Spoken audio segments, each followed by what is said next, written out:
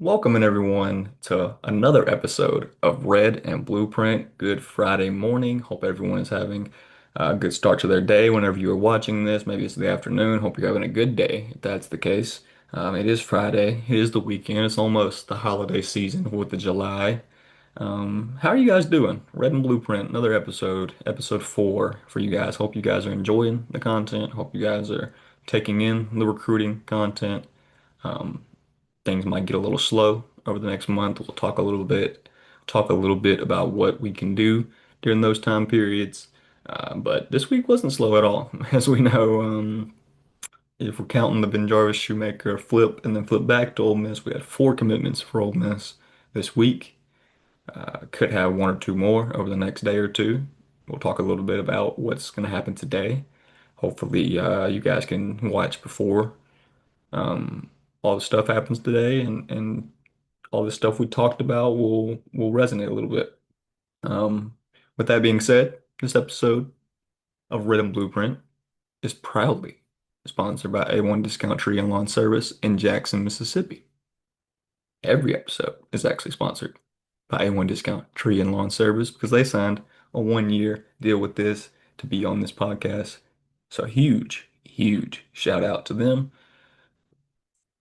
A1 Discount Tree and Lawn Service is a locally owned, family-run tree care company serving Hinds, Madison, and Rankin counties with over 30 years of experience. They handle everything from tree removal, stump grinding, to emergency storm cleanup and hedge trimming using modern equipment to keep the job safe, fast, and affordable for you guys. If you need tree or lawn work done today, or tomorrow, or next week, or next month, or whenever. Call them at 601-981-4900. That's 601-981-4900. Or visit a1discounttree.com. That's a1discounttree.com for a free estimate today, or tomorrow, or next week. If you need anything to do with tree removal, stump grinding, hedge cleanup, hedge trimming, pruning, whatever, A1 Discount Tree's got you. Huge shout out to them. And let's get right into it, guys. All right. A week of commitments started with Latedrick Mallard and David Parson. Latedrick Mallard, 2028 wide receiver from Macomb, Mississippi, unranked. I can't tell you a lot about Latedrick right now. I talked to him a little bit over text. Seems like the staff is excited about him. Seems like the staff is bought in on the kid that isn't ranked yet. Um, I'm assuming, he's already got a profile. He'll probably be ranked in Mississippi at some point. Um, Similar to the way some of the other guys in Mississippi are ranked now at the bottom. 88, 87 prospect grade that could bump up to a high 3-star or a low 4-star. We'll see. We'll see what Letedrick can perform like this next season. He's got at Macomb High School. There's a lot of talent over there. Sheldon Isaac, he was just picking between Ole Miss, Western Kentucky, and South Florida. He picked South Florida. Sheldon Isaac is the top receiver down there at Macomb High School. And they got another guy too. So we'll see what Letedrick's production is like this year and see if he can get him up in those rankings. We won't talk too much there. We'll get into 2028 prospects as that cycle picks up a little bit more. Um, but then David Parson commits as well that day, same day. Um, David, I think David could be a difference maker for this class. He's listed as an edge at some points. It seems like it's back and forth right now. I don't know. I think it's um, if you're looking at David Parson on a list, Parson, not Parsons, David Parson on a list of the prospects that he's listed as an edge, I believe. But then if you go and look at his profile and everything, he's a linebacker. If you watch his highlights, he's a linebacker, an inside linebacker at that. He's built like an inside linebacker. He plays like an inside linebacker. And I mean, he's already 200 something pounds, 220 pounds. If you can fill out and get in a college weight room, I could see David being a piece that is a sneaky important piece to this class. Um, yeah, that's the 2 commitments that happened over, well, the weekend, I guess, Sunday starting the week. And then the day that Mitchell Turner is supposed to commit, Mitchell Turner post on his Instagram that story that he's going to commit at 4 o'clock the next day. I talked to Mitchell's father and was supposed to talk to him. I haven't got the chance to talk to him yet. Hopefully I can soon. I'll reach out again, see what I can do there. Um, but yeah, Mitchell Turner commits to Ole Miss at 4 p.m. And Jarvis Shoemaker obviously flips to Colorado well before that. And I want to say maybe like 2, 3 hours later,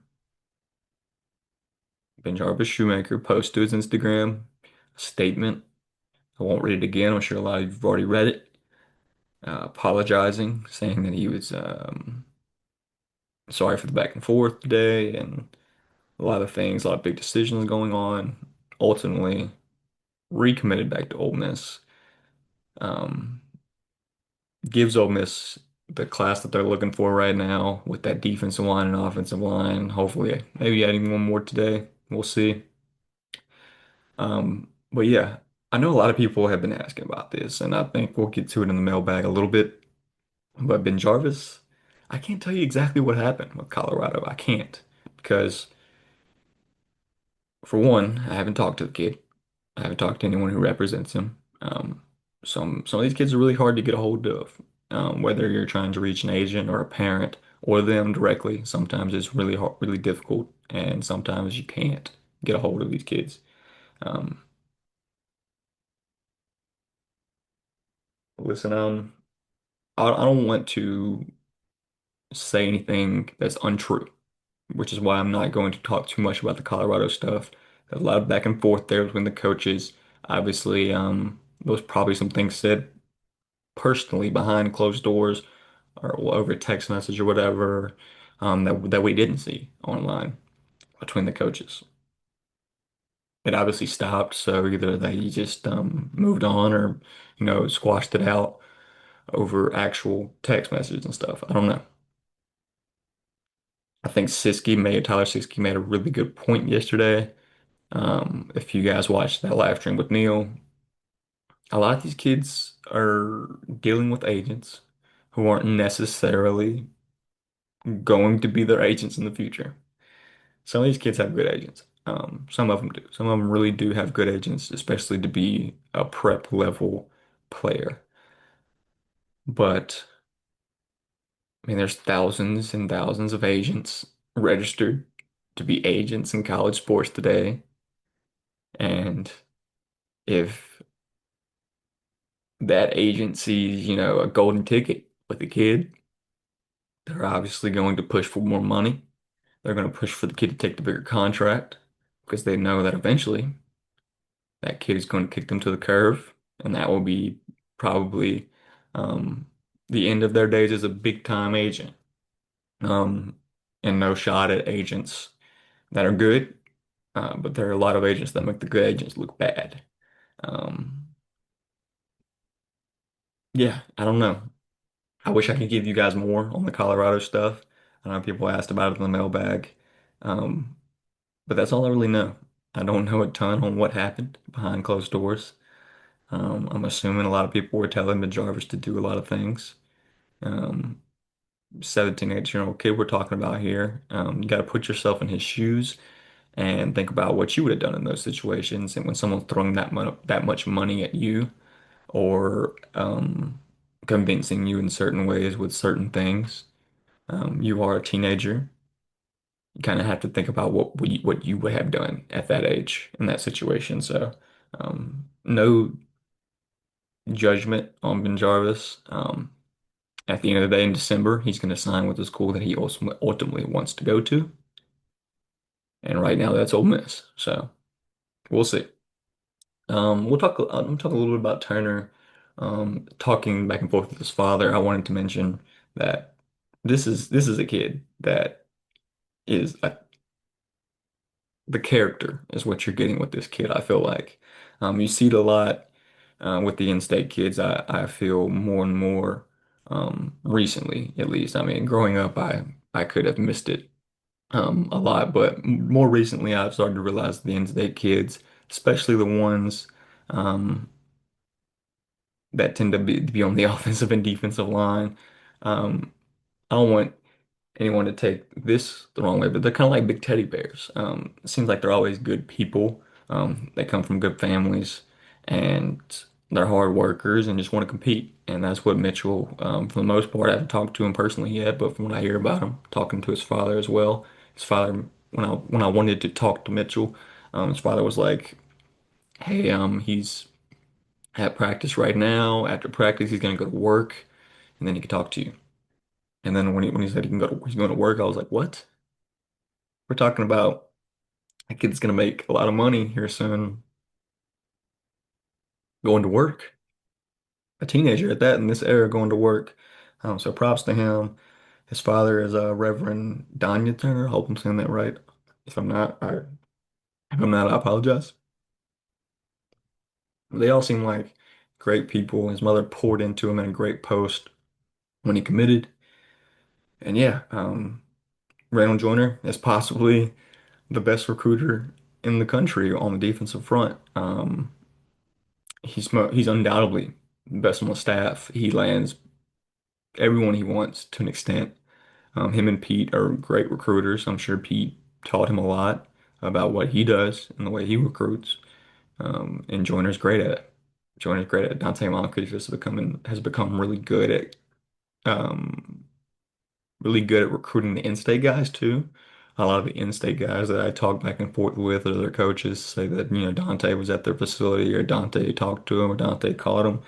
Um, Dante Moncrief and Randall Joyner are doing a hell of a job so far this summer and throughout the spring recruiting. And we'll keep talking about those guys. Joyner was one of those guys in the online beef with Colorado. But he's landing the guys. He actually when I posted that X post about the four-star players in the past two classes for Ole Miss 2026 signees and then now it's 2027 signees. Um, Joyner texted me and was like, "You missed some guys," and was talking about the edge guys. But I was mostly posting about the interior guys. I ended up throwing another post up about including some of those edge rushing guys as well. But um, in the interior for Ole Miss, offense and defensive line is looking really bright over the next, I guess, 3 to 5 years now, because you can play 5 years in college. Um, all right, before we talk too much about that, let's move into Antonio Berry, who also commits to Ole Miss 2 days ago. Listen, I didn't really think Antonio Berry was going to go anywhere else. I know he got the Colorado crystal ball the morning of his commitment. That kind of came out of nowhere for me. Turned out that didn't happen, obviously. I reached out as soon as I saw it, reached out to a couple people to see what I could find out. And ultimately, the crystal ball gets flipped back to Ole Miss, and he picks Ole Miss at the end of the day. The only other school that I could have saw Barry picking was Alabama, and that would have been just, coming off a visit, maybe an emotional decision. But I mean, for the most part, I felt like Barry was going to commit to Ole Miss since I started covering this beat and looking at Barry in the times before that, hearing about Antonio Barry. Um, this just always seemed like an Ole Miss kid to me. Everything that his Coach Trey Ward, huge shout out to Coach Trey Ward, the offensive line coach and offensive coordinator at Tupelo. Everything his coach told me and was talking to me about Antonio was great. Hopefully, I can get a broader story today for you guys. Chase Parham got me in touch with Antonio's agent. Antonio is supposed to take a call from me today around lunch, and maybe I can broaden that coach interview story a little bit for you guys. I was gonna throw that up. I remember, excuse me, guys. I was gonna throw that story up on Antonio, interviewing Antonio's coach to give you guys a little bit more insight about him. But if I can talk to him too, that'd be great because it'll add even more to the story of him and his coach. Trey Ward is the coach that was in that picture, one of the coaches that was in that picture. Sorry, guys. I need someone to sip this coffee. That's what it is. Yeah. So Trey Ward, the Tupelo coach, was the guy that was in that picture with Antonio. He was they were at a wedding. The coaches, the Tupelo coaches, were at a wedding of one of the other Tupelo coaches. The same weekend, Antonio was on a visit, shockingly. Mason Waddle, former Tupelo player who is a walk-on center at Ole Miss, um, texted the coaches and was like, "What are y'all up to? I know the wedding's going on." And then Coach Trey Ward told me that all of a sudden Mason Waddle and Antonio Berry show up just to hang out with all the coaches and everyone else is there. And Coach Ward was talking about how Antonio's just like kind of a normal guy, just a normal guy, and that kind of showed a little insight to him being a normal guy. That he doesn't want to do all the flashy stuff and doesn't care about doing this and doing that. He wants to hang out with his people. He wants to have a good time, and he loves playing football. That's kind of what Coach Ward described Antonio to me as. I think Antonio is going to project as an inside interior offensive lineman, probably left guard, right guard spot. Play right tackle too. He has the length. I don't think he's going to play left tackle in the SEC. I mean, I could be wrong. He could, get a little bit quicker on the feet, but he's tremendous in run blocking. And go watch the film. It's game by game. So you'll get a chance to really dive into, which weeks he did better in. But the one that I attached to his article, his commitment article, that was like a 3-minute one. He dominated the run game in run blocking in that game. I mean, just completely kicks edge rushers out of the plays, drives defensive ends into the ground sometimes. He really um, shows all the intangibles of a guard, of a run blocking guard in the SEC. So we'll see. We'll see where he projects at the next level. And then obviously, guys, last night, and I posted it to the boards. I'm sure a lot of you guys were paying attention to it as well. Seminary cornerback, Stanley Peters Jr. and Greenwood linebacker for Derek Ford commit elsewhere, um, despite having Ole Miss on their little hat table selection at the opening in Beaverton, Oregon. Stanley Peters picks Arkansas for Frederick. I was saying for Derek because that's looks like kind of how it's spelled, but it turns out it is Frederick. Frederick Ford selected Michigan over Ole Miss and Mississippi State. I'm going to be honest with you guys, I was not shocked at all about Stanley Peters Jr. I was keeping up with it, but he's kind of late on my radar as far as an Ole Miss target. Didn't really notice it until he came on a visit, and that's completely on me. I didn't know. But ultimately did not commit to Ole Miss, commits to Arkansas. From what I heard leading up to it, it was Arkansas all the way. Frederick, on the other hand, is a little bit more of a hit. I think to Ole Miss, she kind of wanted to land the sixth best player in Mississippi at that linebacker spot that you kind of want to keep adding to in this class. You only have one, well, two, I guess, if you're counting David Parson. He's not going to play edge. And then if you could have landed Frederick, that just boosted your class a little bit more as a four-star prospect, top 247 prospect at that. The measurements are great. I think it was a miss at this point because you probably won't get this kid back. I'm assuming Michigan's going to sign him. Nonetheless, he's out of the SEC and not somewhere else in the SEC, so that's a good thing. But two misses there for Ole Miss today. I mean, yesterday, which leads us into today, guys. I don't know where to start with this. Caden Moss. I don't know if he's going to pick Ole Miss. He's supposed to select a school tonight at 6 p.m.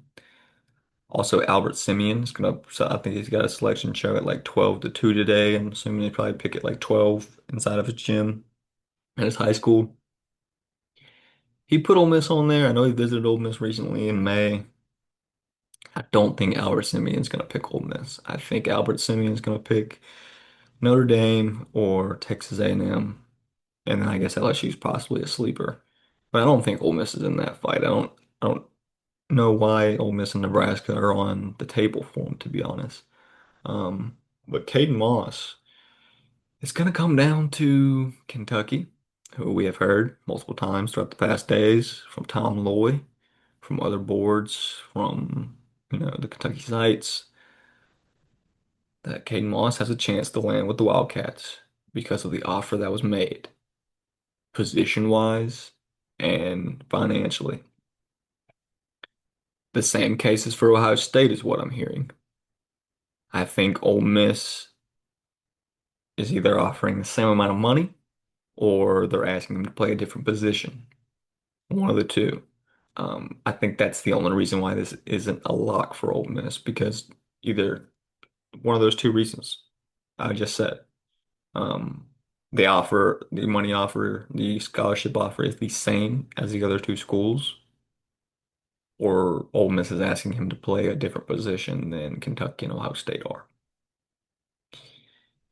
I don't know. I've heard, I'm not gonna say because I don't know how true the number is. I've heard how high the offensive tackle market is coming out of high school, especially of a offensive tackle of Moss's caliber. So I don't know. I don't know what type of money Ole Miss is throwing at Moss. I don't know who Moss is going to exactly pick tonight. If I'm taking a guess right now, I guess I'm going to go with Kentucky just for based off what I'm hearing. I know Steve Wiltfong put in Ohio State last night. Ole Miss crystal ball has been put in the past. I don't know, guys. It's going to get very interesting over the next couple of hours of the day. Um, Maybe we see some more back and forth between coach and staffs. Who knows? Who knows? Um, but we'll see what happens there with Caden Moss. I mean, if they can land Caden Moss, that will give them the top four players in the state of Mississippi for the class of 2027. That will give them three offensive line commits who are top 20 offensive linemen in this class. Antonio Kiefer, Antonio Berry, Caden Moss. Kind of build your offensive line for the future at that point. Emmanuel Faulkner is also a 2026 signee. So, I mean, this defensive line and offensive line class for Ole Miss right now is probably one of the best I've ever seen, undoubtedly. Um, the only thing, I mean, I guess you can go back to like 2016 maybe, but even then, that was just a wide range of talent across positions. I feel like this is more like a focus on the offense and defensive line, a focus on winning the line of scrimmage. And I think that's what they probably are going to do in the next class as well. We'll talk a little bit about that in the mailbag. I know someone asked that question. Um, Moving on to Saturday, Alvin Mosley and Montre Jackson are up in the air, in my opinion. They're two 2027 prospects that are going to decide on Saturday morning, Saturday afternoon, whatever. Alvin Mosley, it's top 120 top 120 player, top 20 receiver in the country. A couple weeks ago, he told me Ole Miss was leading his commitment. He told some other people Ole Miss was leading his commitment, leading his recruitment. I believe Texas and Houston were in the fight at some point as well, but I think if I'm being completely honest, it's going to be Ole Miss or Arkansas. Um, from what I've heard, Arkansas feels really good about Alvin Mosley, and from what I've heard as well, Ole Miss feels really good about Alvin Mosley. I don't know who he'll pick. I've heard that some people believe he'll still pick Ole Miss. We'll see. I think the Arkansas head coach Ryan Silverfield is expecting Alvin Mosley to be an Arkansas Razorback, and then Montre Jackson, corner from the Texas area as well. He's gonna pick Texas U or SMU. I had a feeling maybe a couple weeks back that Ole Miss could land him. I don't think they will anymore. I think he stays close to home and goes Texas or SMU. SMU is a little bit closer to home for him, I think, in the Dallas area, and then Texas, obviously, in Austin. But I think there's a chance one of those guys picks Ole Miss. I don't think Ole Miss gets both of them. Same as today, I guess. I don't think Ole Miss gets both Moss and Simeon. They won't get both Moss and Simeon. I think you're kind of just hoping that you get Moss at the end of the day if you're the Ole Miss staff. A couple other guys we'll run through really quickly. Tay Walton Jr. will decide on July 1st. This could go five different ways for Tay Walton Jr. is what I'm hearing. But late last night, he was trending towards Oregon. I tried to get a hold to him yesterday, couldn't really get a hold to him. Um, I think I might be supposed to call his wide receivers coach today at Collierville High School. I'll have to check the messages. Um, I think he's going to go Oregon guys. I heard Auburn before that, Ole Miss. Someone close to Ole Miss told me that they felt really good about it. But I think it's going to be Oregon with Tay Walton Jr. David Gabriel George is going to decide on July 22nd. Um, I think it's him or nothing at running back for Ole Miss. You've seen Myson Johnson Cook. I posted that on the boards that what Tom Loy said that recruitment's not done. But I think he's an Auburn signee. He's been committed there for a little while. He seems bought in, at least for the most part. And then Kylan Bobo announced top four recently. Ole Miss not included. I think he'll either be a Memphis Tiger or a Colorado Buffalo. That's Kylan Bobo from Tupelo. Um, but yeah, so it's going to be swing and miss at David Gabriel George's. I'm assuming he goes to Ohio State. Ole Miss probably doesn't get a running back in this class. You're banking on Chicago's night probably being pretty good. JT Lindsey probably retaining him. Um, um, Yates, the freshman running back that hadn't played yet. You're banking on some of those guys, I feel like, because it doesn't seem like they're really in on any other running backs in this class right now. I've said in the past, Asa Barnes said he's had no contact with Ole Miss. Caden Wade seems like he's going to commit to Central Florida. There's running backs out there, but for the most part, Ole Miss isn't talking to them, as from what I hear. Some other flips to watch. We'll go through this quickly, guys. I know where some of these things are kind of flowing together because they're kind of the same topics. We'll get more into a routine with this, guys. I know sometimes this doesn't feel like everything's going like in order or anything, but I'm trying to like keep a process for you guys. You know, talking about targets and commits and what's going on, and then what's to come, and then the mailbag stuff. So we'll wrap up what's to come with the rest of the flips to watch for. I obviously mentioned Myson Johnson Cook, who Tom Loy mentioned. And then you also have Benny Easter Jr., who was on campus that last weekend leading up to the dead period. I didn't know he was going to be on campus until like 2 days before, day before. Luckily, that was like a bit of a scramble, but we were able to get some stuff there and some insight. I was able to get some insight for you guys there.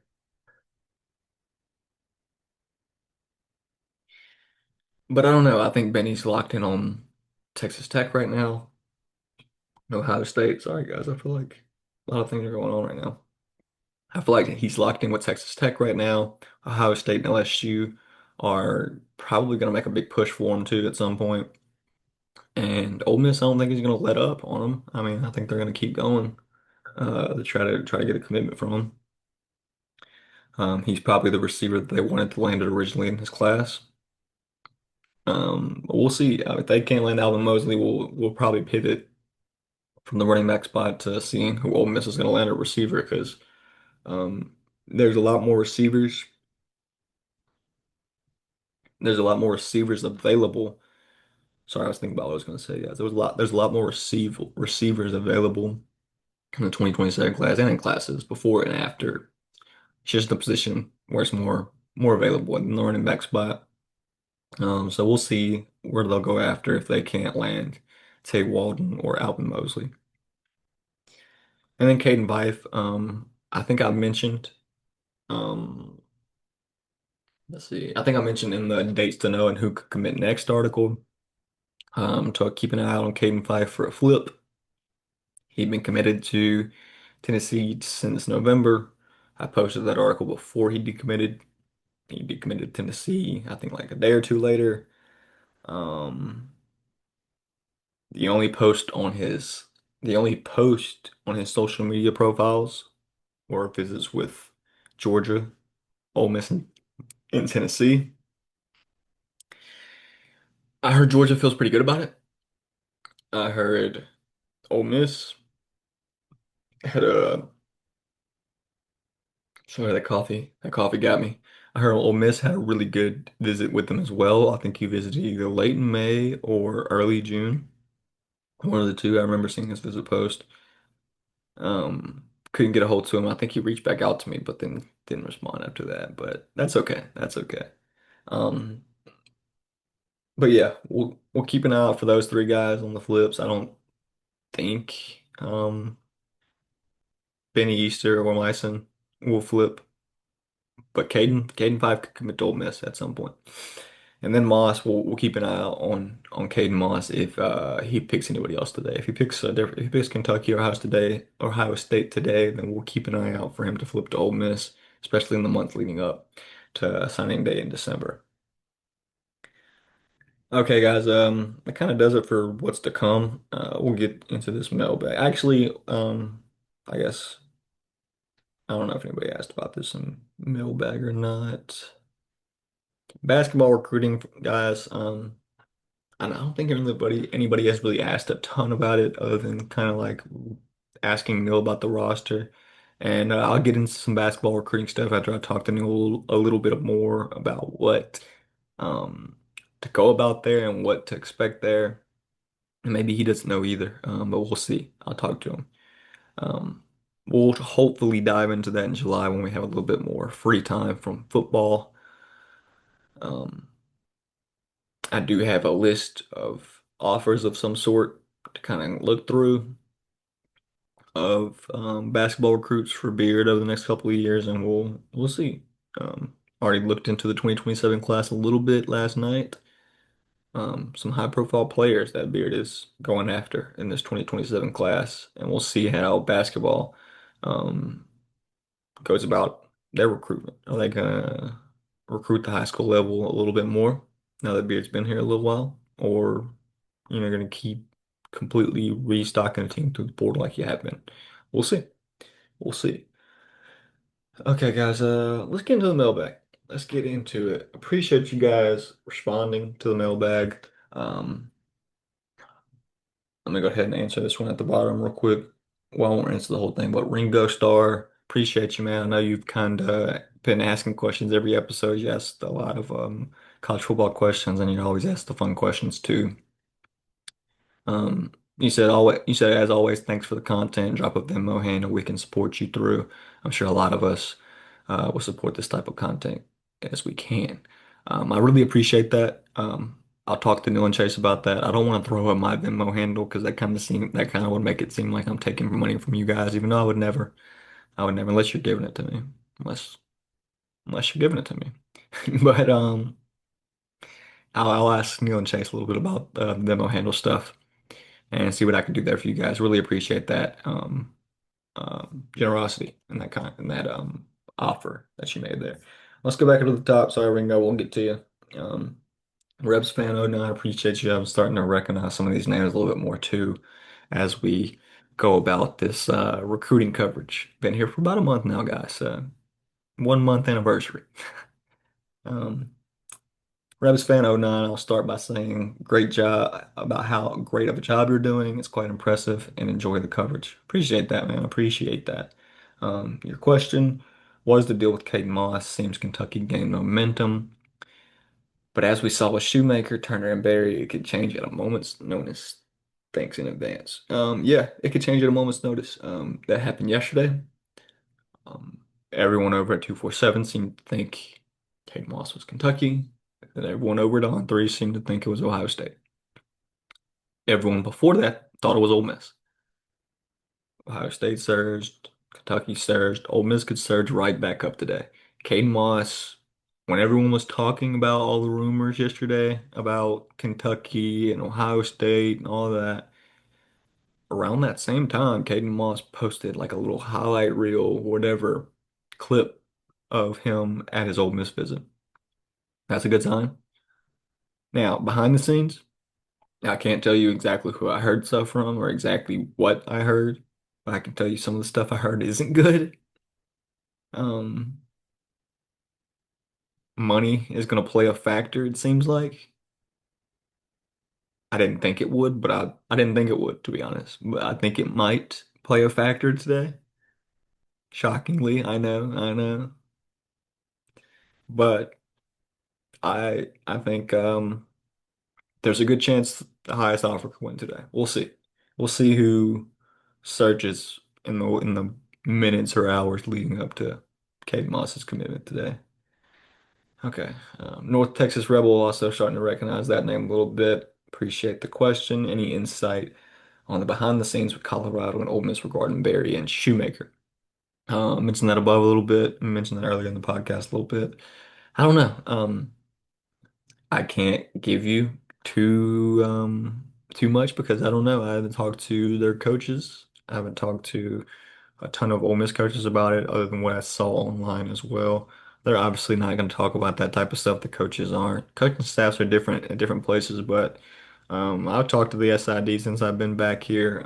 I know the SID, 'cause it's the same SID that was here last time. I was working for the Rebel Walk.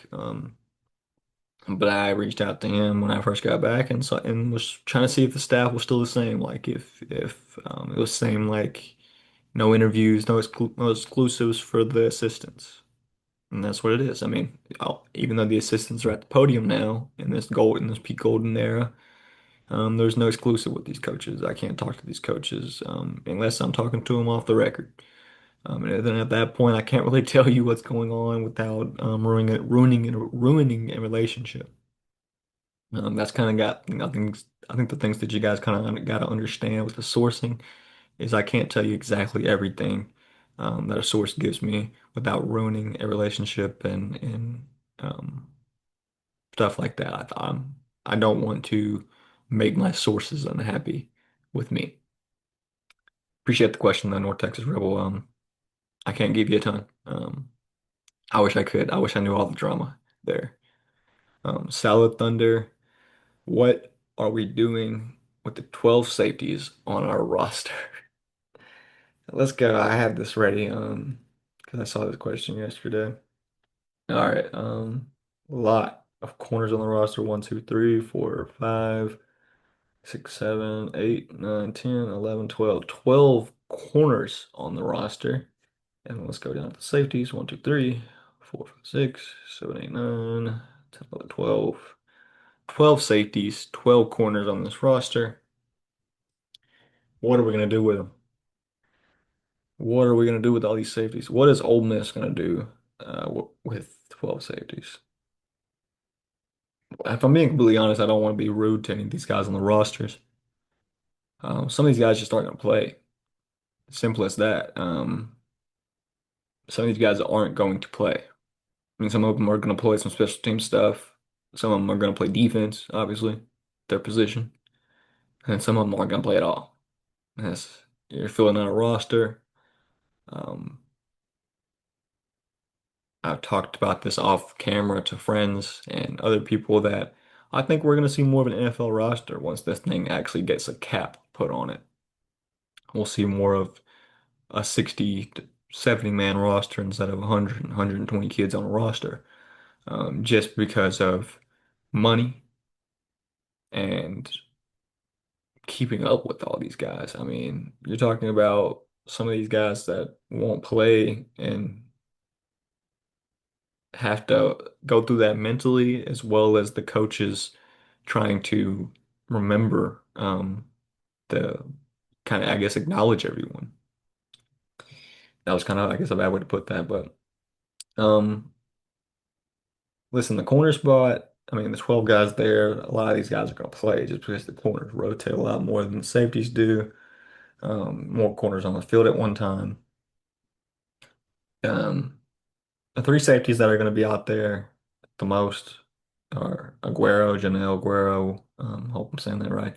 Sharif Denson, Edwin Joseph, and then Ladarian Clardy. I mean, those are the guys that are going to be out there a lot this year. You may see MJ Preston up there. He was highly touted out of IMG Academy. Anthony Robinson, I believe he's a second year guy. And Andy Jaffe has been good on special teams. Nick Cole is a senior. Keon Young came in with Clardy, kind of similar hype around, same both of them. Cortez Thomas as well. Yeah, I don't know. What are they going to do with the safeties? They're going to play three of them probably all at the same time and rotate one or two in. The other the other eight to seven of them aren't going to play much unless they're special team guys. That's what it is. That's the world of college football. Appreciate that question. BHAMREB 25, I'll try to ask a bigger picture question since asking what a 17-year-old kid is going to do is a fool's errand. That's correct. As we saw earlier this week, it looks like from 1 year sample size, Pete's strategy is more high school centric than the previous staff. Do we know what the plan is moving forward?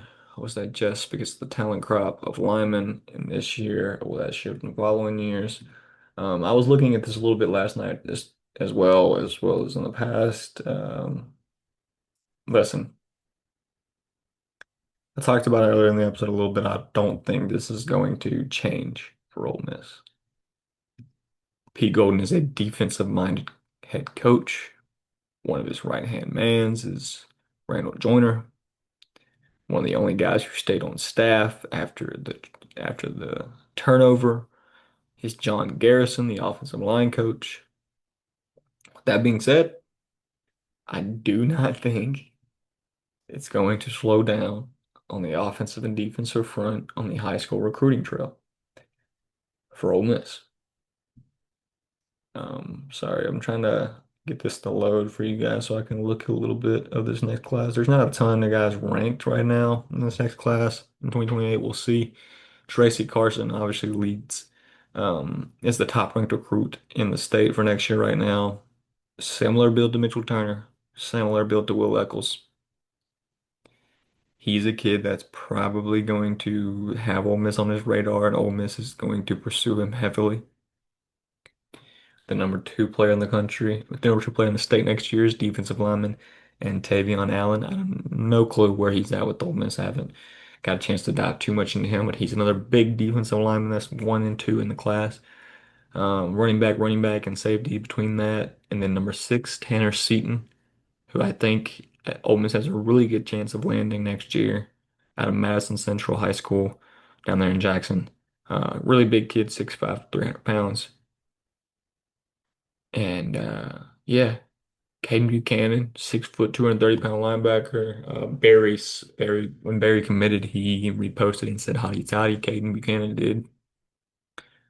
Joshua Parker, I know the wide receiver out of Jackson Prep too. I know we mentioned that, got a little bit off track with that question. But yeah, the front seven, the defensive front, the offensive line, and then probably um, focusing on running back after that too next year. But I think for the next couple of classes, we'll see what that 2029 class looks like, 2030, whatever.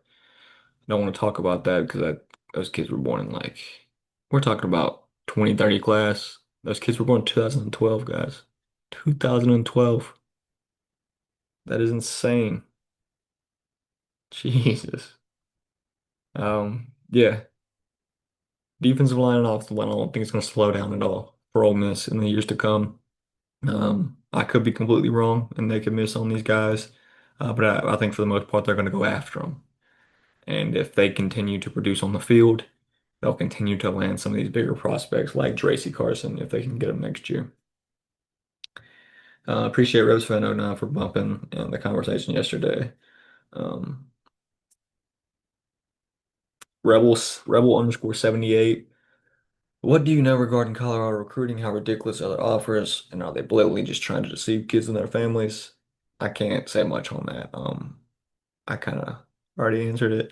I think the offers are probably pretty high up there, if I'm being completely honest. Why wouldn't they be? Why wouldn't they be? Yeah. Aldred, hope I'm saying that right. Aldred 35. Your guess as to what two current freshmen make the biggest impact next season? I've actually had some thought about this. Um, and I'm going to count redshirt freshmen to this as well. And say Chicago Mills Knight and Caleb Cunningham could have really, really good seasons for Ole Miss. Chicago Mills Knight has the capability to be running back two. If he can beat out Makai Frazier and JT Lindsey, and he's a really big kid, really, really a lot bigger than most people think he is. You kind of just got to see him in person, almost like like a really big bruiser back. The ones that Ole Miss hasn't really had over the years. Um, and then Caleb Cunningham, I think, has a chance to be receiver two, receiver three on this team. We'll see how often he gets the ball thrown to him. We'll see how good he developed in the year that he didn't play. Um, but I know that's redshirt freshman. You probably were asking about true freshmen. I don't see a lot of true freshmen making a big impact right now, guys. I mean, this is a team that went heavy in the portal last year, has some key positions. The only really big spots in that class last year, and I think could play right away are the defensive line guys, but then the defensive line is so stacked with upperclassmen who maybe even are going to struggle to find the field as well. That is going to be difficult to see. Sorry. It's going to be difficult to see someone like Carmelo Reed or um, Emmanuel Faulkner on the offensive line. Any of those guys, it's going to be difficult to see them squeeze into a role. Um, Landon Barnes to a role on the defensive front and offensive front just because of the experience. I mean, injuries happen. These kids could be better than I think they are. We'll wait and see in the fall when they start practicing. I don't know how often I'll get to practice, but I'm sure Neil and Chase will give you insight there as well as to what those guys can do. But yeah, if we're counting redshirt freshmen, Chicago Mills Knight. Caleb Cunningham, I think, can have really big seasons on the defensive side of the ball. I think Mason Dunn, redshirt freshman, could have a really good season as well. So we'll see. We'll see. Um, Okie Kingpin, um, he said play four, have three deep. That's having seven safeties on the field at one time. Oh wait, no, play four, have three deep. Play. Okay, yeah, I understand what you're saying. That's my fault. Okay, Ringa, back to your question now. Big recruiting week, especially in the state. Can you speculate why we're seeing more high school success this year compared to recent years? Is it a different in allocation of resources, or do you think it is more to do with creating and manage relationships? Um, I think a little bit of both. Obviously, different staff for the most part. Pete's going to do things a different way, maybe not completely different. But he's going to take what he learned from this person and that person and this person and that person, and then find his own way to do things. I think that's what he's doing now.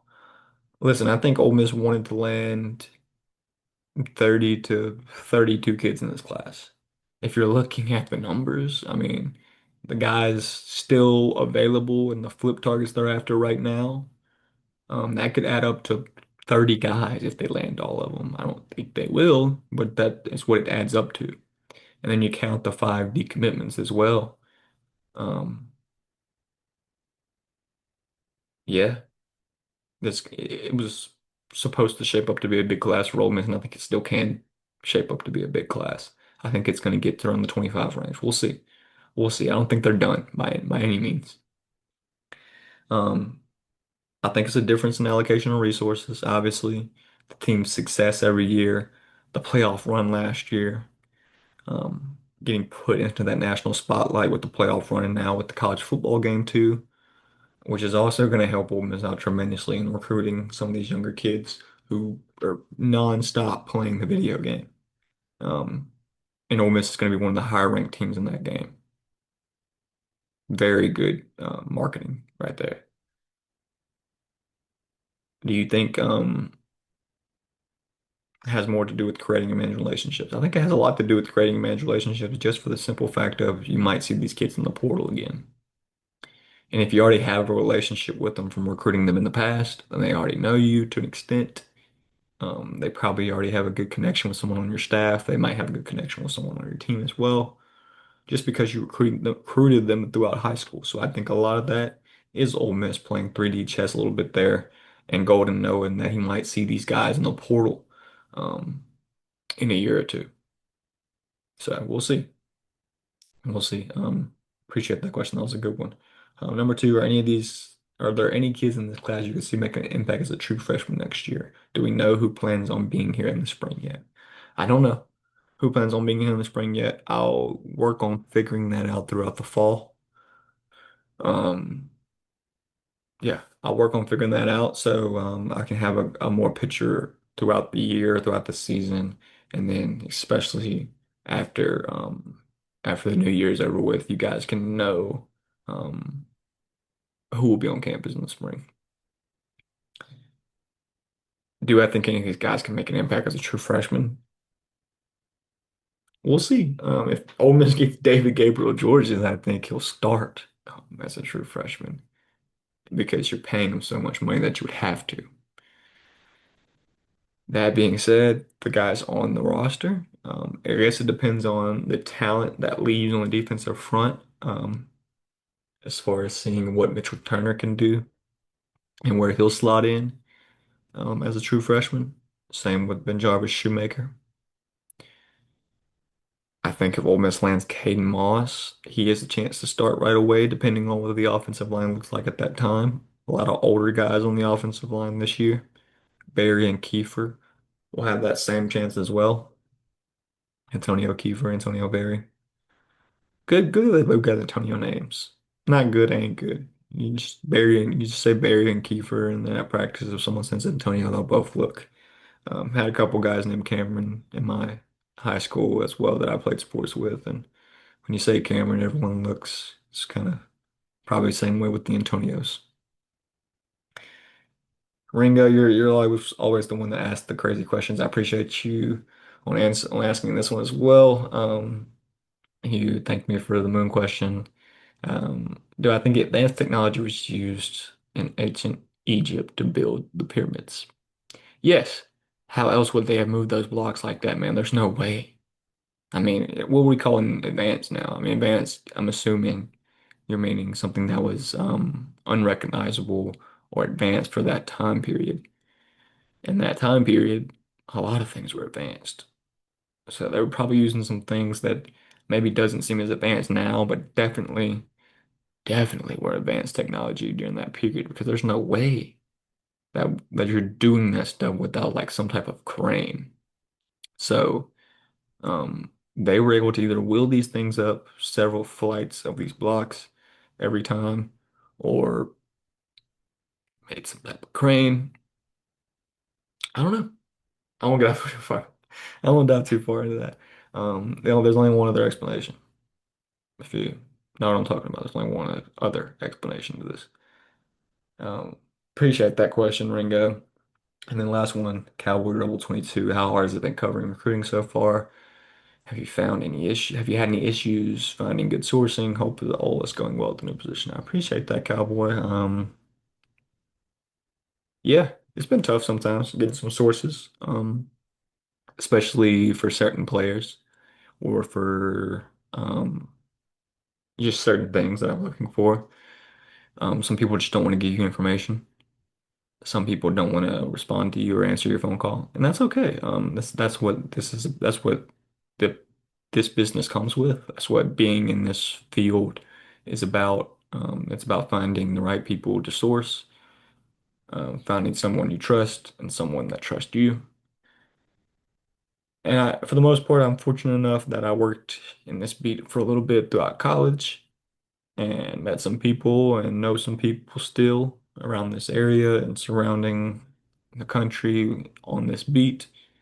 And then obviously working for someone like 247 Sports, you have the ability to ask other reporters across the 247 site what's going on their end, what are they hearing.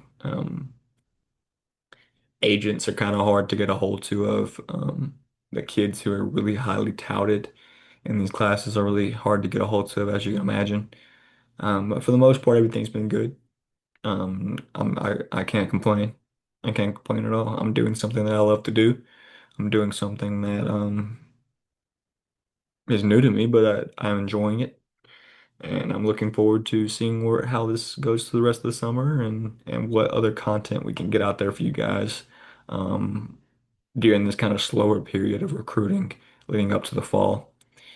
So I really um, appreciate that question because I don't get that a lot. People asking me, how hard is this job really? How do you do more than just talk to a camera or sit at a computer all day? And yes, we do. We work the phones and figure out the best sourcing and type articles and prepare content. So I appreciate that question.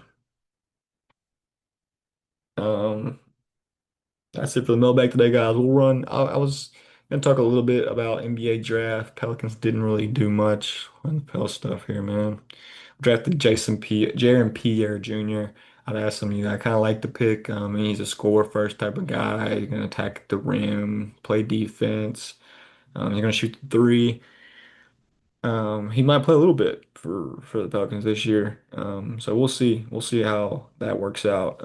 I really like the NBA draft this year. I think it's one of the strongest NBA drafts I've seen in a long time. I know Neil talked a little bit about it in the last two live streams he's done. Um, so I won't talk too much NBA draft. I'll give you my favorite pick, and I think my favorite pick is Cam Boozer. I think that was perfect for Memphis. Perfect. Um, they're gonna get their guy. That could probably be a 26, 27 point per game scorer at some point in his career, grabbing 10 boards a game. Um, yeah, I think Cambu's a dude. I think he's a dude. And then my favorite non-lottery pick, who I think is probably one of the best picks in this draft, Bennett Sturts. He's a hell of a player out of Iowa. If you watched Iowa versus Ole Miss this year in college basketball, he played like 40 minutes, went like 6 for 8 from three or something like that. Like 30 points.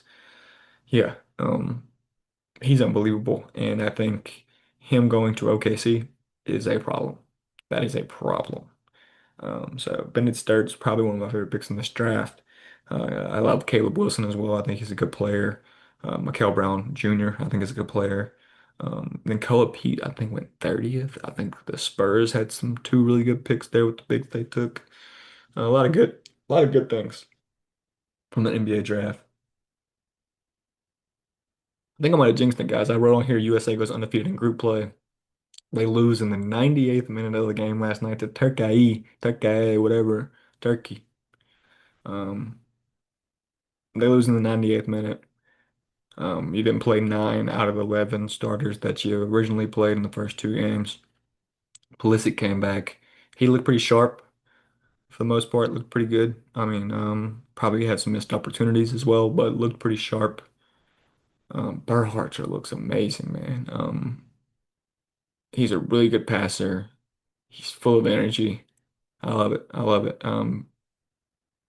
USA should beat Bosnia in the round of 32. I think there's a good chance they can win the round of 16 as well.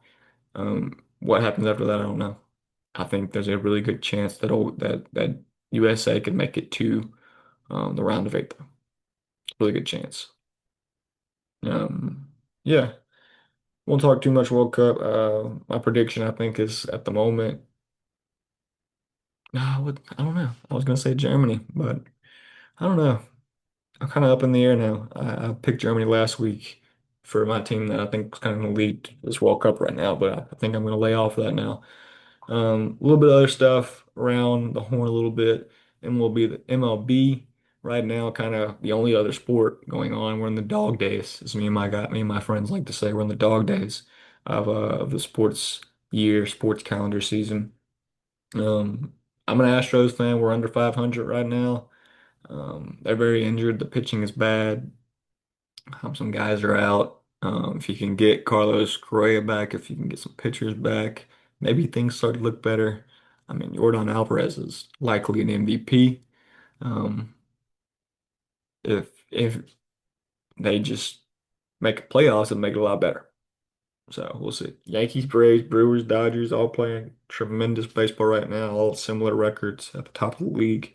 Um, and then my biggest surprise right now in MLB, I don't know about you guys, is the flip-flop of the Tigers and the White Sox. I did not expect the White Sox to be good this year and didn't expect the Tigers to be bad. I thought the Tigers were going to be one of those teams that could put up a really large win total this year. But they haven't so far, and the White Sox are leading that division. I think the AL Central, that is. Yeah. Um, yeah, I want to talk a little bit more Astros and MLB as the summer goes on. Um, Not a lot of good things to say about the Astros right now. I mean, Jeremy Pena, Jordan, Christian Walker. Those are about the only guys that are playing good baseball right now. Everyone else on the team is a little iffy. A little iffy. Jose Altuve is playing the worst baseball he's ever played. Um, Bryce Matthews is not panning out. Um, some other guys aren't panning out. So we'll see. We'll see how it works for the Astros. And then we'll end up with college football 27 guys. I know we talked a little bit about it over the past 2 weeks.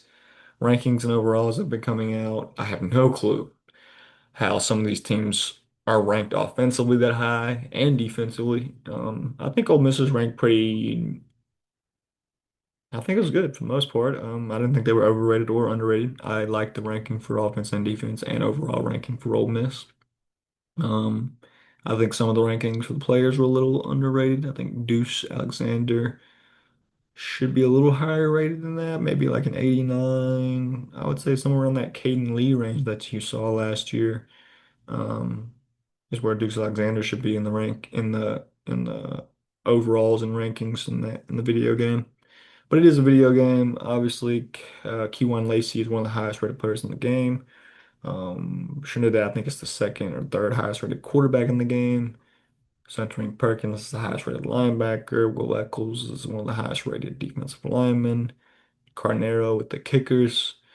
Um, yeah, I'm gonna be playing the game. It's coming out soon. Me and my buddies do a dynasty. I think I'm going with West Virginia. We did a spinning wheel. We picked the list of like 3-star to 2-star teams. Yeah, 3 spins. I think one of my buddies is going with Pitt. I'm gonna go with West Virginia. Um, yeah, we'll keep up with that video game. I think it comes out. I think early access is July 3rd, maybe. Maybe I'm getting that wrong. We'll keep up with the video game stuff. Obviously, we'll keep up with everything else going on in recruiting, guys. I appreciate you guys. I know this was probably a slower episode today. A lot of things to cover, and I hope you guys enjoyed listening. I hope you keep taking in my content on the recruiting trail because, like I said, it's going to be slow, probably going into this next couple of weeks after these commitments get out of the way. And if Ole Miss doesn't get any commitments, then it's going to be really slow. So kind of just tell me what you guys want to see on the website. Tell me kind of what you guys want to see more on the podcast, and we'll see what we can get you guys. Huge shout out to our sponsor, A-1 Discount Tree and Lawn Service. Shout out to MPW Digital, and appreciate you guys. Thanks for listening. As always, just leave a like, subscribe, comment. Goodbye.